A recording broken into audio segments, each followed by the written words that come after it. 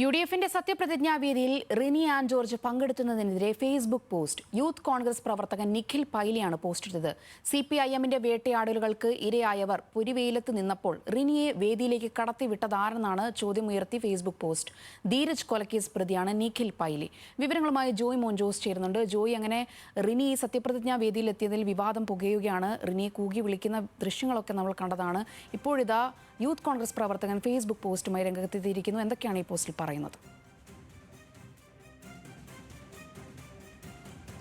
സോന, നമുക്കറിയാം കഴിഞ്ഞ ദിവസമാണ് UDF സർക്കാരിൻ്റെ സത്യപ്രതിജ്ഞ നടന്നത്. സത്യപ്രതിജ്ഞാ വേദിയിൽ റിനി ആൻ ജോർജ്, അതായത് സോഷ്യൽ മീഡിയ താരവും അതുപോലെ തന്നെ ചലച്ചിത്ര താരവുമായ റിനി ആൻ ജോർജ് പങ്കെടുത്തതിനെതിരെ വ്യാപക പ്രതിഷേധം അല്ലെങ്കിൽ വലിയ വിവാദമായിരുന്നു. ആ വിവാദങ്ങൾക്ക് അറുതിയില്ലാതെ വീണ്ടും പുകഞ്ഞുകൊണ്ടിരിക്കുകയാണെന്നാണ് നമുക്ക് മനസ്സിലാക്കേണ്ടത്. ഇന്നിപ്പോൾ ഇടുക്കിയിൽ നിന്നുള്ളൊരു കോൺഗ്രസ് പ്രവർത്തകനായ നിഖിൽ പൈലിയാണ് സമൂഹ മാധ്യമത്തിൽ റിനിക്കെതിരെ പോസ്റ്റുമായി രംഗത്ത് വന്നിരിക്കുന്നത്. ഇതിൽ പോസ്റ്റിൽ പറയുന്ന പ്രധാനപ്പെട്ട കാര്യം, അതായത് തന്നെ പോലെ 1000 പ്രവർത്തകർ CPM-നെതിരെയും അതുപോലെ തന്നെ മറ്റ് വേട്ടയാടലുകൾക്കൊക്കെ ഇരയായി.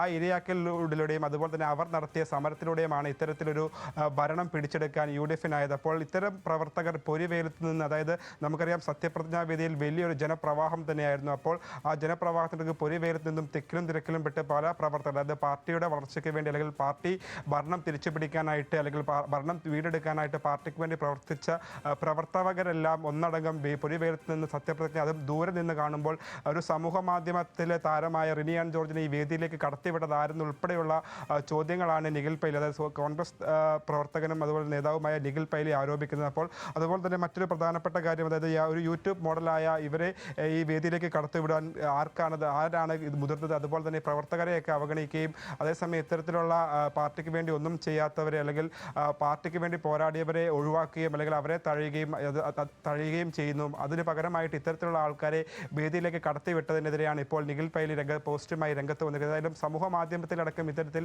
റിനി ആൻ ജോർജ് പങ്കെടുത്തതിനെതിരെ വലിയ വിമർശനം അല്ലെങ്കിൽ വലിയ വിവാദം ഉണ്ടായിരുന്നു. അതിന് പിന്നാലെ തന്നെയായാലും റിനി ആയാലും സമൂഹ മാധ്യമത്തിൽ രേവന്ത് റെഡ്ഡിയുമായി ഒപ്പം നിൽക്കുന്ന പോസ്റ്റും പങ്കുവച്ചിരുന്നു. എന്തായാലും ഇത്തരത്തിലുള്ള വിവാദങ്ങൾ വീണ്ടും കൊഴുക്കുകയാണ്. സോന. ശരി, ജോയ് മോൻ ജോസ് ആണ് വിവരങ്ങൾ പങ്കുവച്ചത്.